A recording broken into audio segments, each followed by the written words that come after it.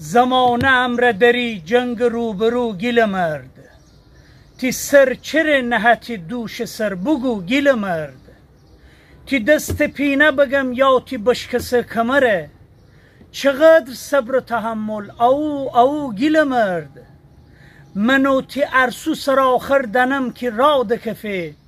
تی وطل خست زمینه کنه رفو گیل مرد. کشیده امر خیی رنگ دیدنم که ایسه. تی دیم سرخی بجاران رنگ بو گیل مرد.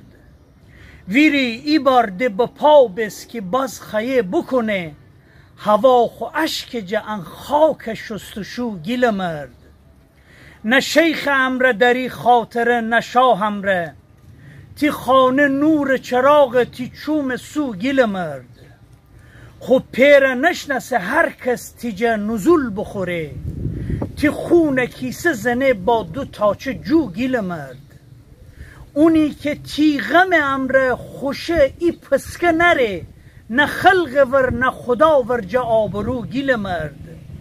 قدیم چاقو مره سر و بید الان خنجر. چی فرق بین اویستی با هوو گیل مرد. خیید تی حق او دنیا طرفدید چی ببه. هیا کره کمری به تی اون یابو گیل مرد. بجار اگر ایت روز رو به قبلیم بمانه. تی پیشنی عرق جگیره وضو گیل مرد. خدا خودش ایس رازی که هر کی حق بگه. خو خانجه ببه آوارو کو بکو گیل مرد. ننم کی شیر جا بعدن تی درد زپزنه. که باغبان فترکسته نرخو گیل مرد.